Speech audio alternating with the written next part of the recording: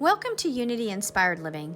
Our community began in 1989 as a small worldwide Unity book study group, and we've continued the momentum as an ever-evolving spiritual community. Each Sunday, you will find dynamic thought leaders delivering inspiring messages and talented musicians sharing sound healing through their melody. Here, we embrace ancient spiritual traditions, universal truths, and emerging wisdom. Let's check out this Sunday message. We're so grateful you've joined us. Okay, starting over, redo. We can do that.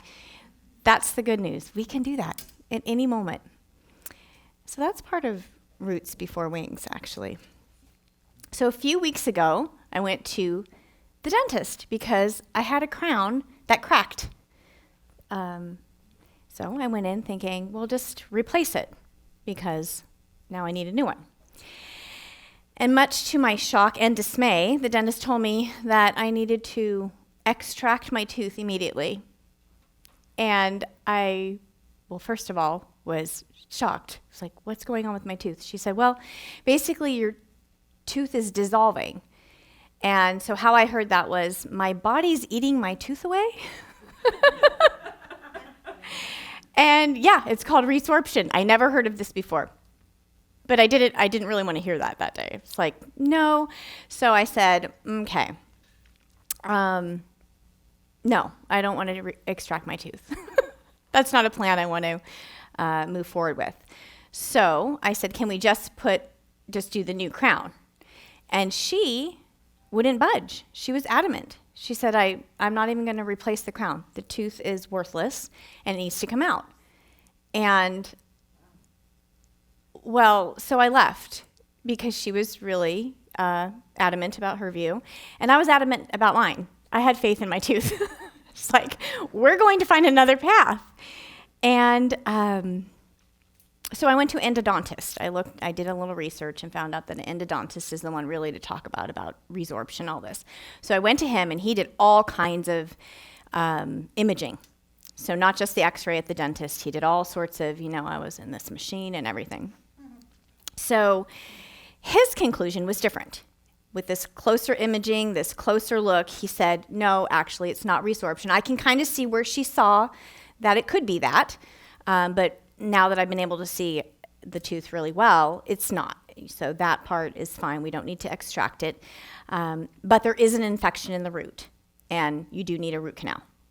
So I thought, okay, well, I think I can live with that. That sounds a little better to me right now than extracting my tooth. So I said a little thank you, body, and went on to the root canal path.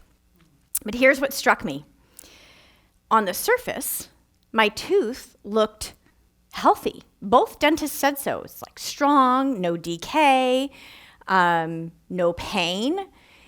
And they were not even sure why I had the crown on the tooth in the first place. It was like, well, you had a little tiny filling, but there was no failure with the tooth. So who knows why, but it was there for a long, long time. Yet, it was something below that was going on that was, causing sort of this ruckus with my tooth. And so what was happening underneath mattered more than what was happening above with this crown. And I couldn't help but to contemplate how often does that happen in our lives? Where we are looking at replacing the crown, and you can kind of transfer that to someone can be just focusing on looking composed or their appearance, or we polish the surface, but beneath, there's just this sounding spiritual, or it's kind of a facade, but it's all this surface stuff. But what's happening underneath is really the interesting part, the important part. So I like to think of this as force is polishing the crown, and power is healing or handling the root. And when we live from force, we're managing appearances a lot of the time. And when we live from power, we're addressing foundations. So we can't Band-Aid what needs surgery, what you've got to excavate or get deeper with. And so what looks intact on the surface isn't always integrated. beneath the surface. And so if we want to rise, if we want to soar, what's happening beneath the surface matters more than what's visible, what we see up here. So the good news is this talk isn't about dental problems. It's about biological, structural, universal truth here. So consider this. Emotional regulation precedes relational maturity. If I can't calm myself, I'm going to probably point outward and blame outward. So emotional regulation precedes this relational maturity. Secure attachment precedes healthy intimacy. So if I don't feel safe within myself, outwardly I'm going to cling. So we've got to work on the inner part, the safety. Core muscle activation, we think physical, precedes complex movement. You have to have some strength before you could do some things outwardly. So root systems precede vertical growth in nearly all vascular plants. Height is always supported by some underground network, whether it's deep into the ground or wide. Think bamboo shoots up fast, but it's wide, right? But there's always an unseen structure beneath what rises. So we can think of it this way. Nothing sustainable rises without support beneath it. In leadership research, rapid rise without internal development often leads to collapse. It's not strong within. In neurology, high stress without regulation destabilizes the whole system. In structural engineering, tall buildings require proportionately stronger foundations to support. Expansion without infrastructure leads to instability. So that's wings without roots. And this is where force and power part ways. And I love that the reading today just went right along with this. So there's a difference between force and power. Force pushes, it strains. Force requires constant reinforcement. Force needs a backup plan, defensive structures. Sometimes that looks like lawyers on retainer, PR for imaging, so much trying, efforting. Force is like efforting. Force exhausts. It's exhausting. Power, however, is alignment. And when you align with the power of God, that you can also call that deeper current of life that's happening. Life is happening for us. That power gets behind us and accelerates us. It's not by shoving you forward. It's more of this guidance, right? It's removing that resistance we heard about this morning. Think parting of the seas type of feeling. In physics, when drag decreases, think airplanes, velocity increases. In spirituality, you can push harder or you can remove that which is resisting you. Egoic force can feel like chaos in the quantum field. This is important.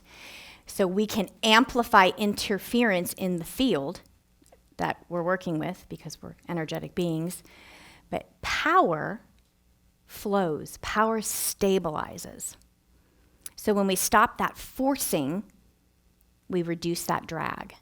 And then what we call grace appears, and that feels like lift. Think wings. So we're going to bring that from philosophy into the body. So I'm usually in Pilates every day, and Pilates doesn't look dramatic. It's precise, it's controlled, it's subtle. But if I fail to engage my core, my body will compensate. Eventually my shoulders will hurt, my lower back will ache, alignment will shift to compensate for where I'm not developing that core strength. So you can fake strength for a while. Think of this on a broad spectrum, anywhere, not just Pilates. But under a load, misalignment eventually will reveal itself. In the body, that's usually illness or injury. So Abraham Lincoln once said, if I had 6 hours to cut down a tree, I would spend several of those hours sharpening my axe. So in the Walking Our Talk life path that we're discussing this year, sharpening looks like stillness, silence. It might look like therapy. It might look like accountability or forgiveness or prayer or grief work. It looks like taking responsibility for our external electromagnetic transmission into the world, into our lives. We are emitting, we are transmitting a message. Always. Sharpening looks like living in Christ consciousness. So this is how I translate living the kingdom within. So this invisible preparation is preparing us for visible movement. You can think of it like that. So dull force, think of the axe, swings wildly and depletes. It's just exhausting. Prepared power cuts cleanly and invigorates, because you just do this very swiftly and efficiently. That's roots before wings. And every dancer learns this eventually. In dance, there are levels. So it's novice, intermediate, advanced, all-star. But then what happens when you get to the top? They come right back to the foundational pieces, those basics of dance, which are footwork, timing, weight transfer, connection, rhythm. Because if you don't have that foundation, dancing's totally chaotic and erratic and nobody can connect and speak on the dance floor. And you can't get into the flow and soar, so to speak. You can't, if you don't know where your feet are, you can't ready yourself for the lift. You just can't. So on our spiritual journey, it's natural for us to long for wings, so to speak. Clarity, maybe relief sometimes. Maybe those wings are relief from something, or expansion, or mystical experiences, or peace, ease, a breakthrough, wisdom, and transcendence. You have your words. Yet both in nature and in spirit, growth often begins underground. But if we treat our lives like a broken record instead of a precision instrument, we're going to transmit static into the field. Think when we talk about frequency and vibration. So we'll transmit static, and then we'll wonder why our intention, why manifestation is inconsistent in our lives. Well, the field, quantum field, the field is not inconsistent. We get inconsistent at times. So unless we're consistently tuning the field to the channel of life we desire, we're just going to keep getting this static in return. So we affirm that the kingdom of God is within. This doesn't always mean that life is going to feel easy or orderly. It means that even in seasons of uncertainty, something sacred is unfolding beneath the surface. We don't always see it in the moment. For some, roots may look like prayer, forgiveness, generosity, intentional spiritual practice. For others, roots might look like enduring a health challenge, navigating loss, facing circumstances that you'd never choose. These are not punishments. These are not experiences that are spiritual failure. And I won't pretend to understand why we have to experience certain things like deep pain or illness or anguish.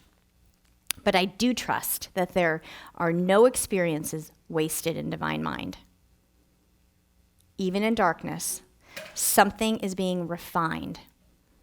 Awareness is deepening. Surrender, softening that resistance. Trust is strengthening during that period. Sometimes our circumstances are the very path which we learn to release control. And then we get to align with the power and presence that is greater than ourselves, and then we embody our principles during that season. Grows us. So when we root ourselves in truth, gently, that's an important word, gently, because we love ourselves. We give ourselves gentle love. And consistently, because when we're inconsistent, remember that's the static in the field. When we root ourselves in truth, gently and consistently, wings unfold in their own time. And then we operate from power. You can think walking on water. Why do those things, what is that all about? We operate from power and not force. And even in seasons where we feel buried, we're still held in divine order. And we see force most painfully when we try to fix behavior without tending the root. Think addiction. So addiction of anything is rarely the root problem. It's often a coping mechanism, a brilliant one at that. It's usually a strategy for managing pain, unresolved trauma, toxic shame, spiritual disconnection. So remove the behavior, whatever the addiction is, without actually healing the wound, the system will compensate. Think if you don't have your core muscles, there's other parts that are going to flare up. The system compensates somewhere else. Suppress anger without healing that hurt beneath it, the resentment will leak out sideways. Somewhere it's coming out. I saw it in the airport the other day. Guy. Control the reaction, just, grin and bear it, without addressing the wound will speak in another language. I promise you it will. You've addressed the symptom, but not the source. Healing begins underground, in the deep. And Jesus said it plainly, by their fruit you will recognize them. Not by their crown, not by their platform, not by their volume, not by their accolades, by their fruit. Love, joy, patience, kindness, generosity, compassion, goodness, giving. How do they show up in the world? Faithfulness, gentleness, self-control. It grows when it's nurtured consistently. Consistently. Otherwise, you're going to blow up in the airport and make a real spectacle of yourself. Nurture the source, the root. The fruit reveals the root. So what are wings, really? So everything in this physical world moves in patterns of energy and rhythm. Atoms vibrate, sound moves in waves, light travels in frequencies. The human nervous system operates in measurable rhythms. Brainwaves shift between delta, deep sleep, theta, dreaming, alpha, calm awareness, beta, awake. I always remember beta, be busy. These are my little hacks in life, how I remember things. Busy mind, focused thinking, gamma, peak integration. Our bodies function in regulation or dysregulation. And when a system is coherent, we talk heart, mind coherence, but when the system is coherent, the rhythms are synchronized. Energy moves efficiently. When signals are fragmented, turbulence increases. And in aviation, turbulence disrupts that lift. You feel it on the airplane. In our lives, inconsistency disrupts alignment. Inconsistent alignment creates that turbulence, and coherence Alignment creates the lift. That's physiology. That's physics. That's spirituality also. When we speak of raising vibration, we talk about this a lot.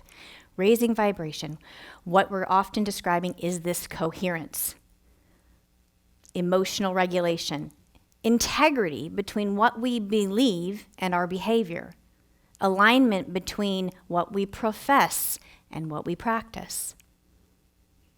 When we stop forcing, when we stop fighting reality, resistance decreases. And in physics, when drag decreases, velocity increases. So when we say things accelerate. In spiritual life, when our egoic force decreases, our power starts to flow. So wings are not manufactured, they emerge when alignment replaces resistance. So you may have seen this recently. Sometimes this principle is lived in real time out loud. And recently, Alyssa Liu, she's a neighbor in Oakland who just won the gold medal in competitive figure skating. She stepped away from the sport a few years ago. Many assumed she was finished. She was just hanging her hat up. Retired, done. She was in a nurturing time. A burial is often the beginning of an ascent. Think of it this way. A seed disappears into darkness, feels the pressure from the soil. There's no applause underground. There's no podium in the dirt. Yet something essential is happening underneath there. Structure forming a lot of times, energy consolidating, roots anchoring. So when Alyssa just returned to the ice for the Olympics, she returned differently. She wasn't chasing an expectation. She wasn't living somebody else's dream. She was not performing. She was not polishing appearances on the surface. She came back in her own power. She came back aligned with joy. You could see it watching her. It was so obvious. Her talent wasn't new. Her alignment was new. And that's why she showed up differently. She didn't force that win. She just showed up in alignment and the lift followed. Yeah. And that's what it means to be built to soar. So roots create our stability. Coherence creates the lift. And both are required to soar. Nothing sustainable rises without support beneath it. Living the kingdom within is not about polishing the crown. It's about strengthening the root, however you do that. Regulating the nervous system, integrating belief and behavior, healing what's underground, sharpening the axe before you swing it. Not once, not when it's convenient, but consistently. Because consistency is what builds the coherence, but it's also a capacity. It builds the capacity to hold it, the coherence. And coherence creates the lift. So wings are not manufactured. They're released. They emerge. And when that foundation and alignment meet, lift becomes your natural state. Because you're not built to just force your way through life. You're built to soar with ease and peace and grace. So we get to say yes and soar. Thank you, beloveds.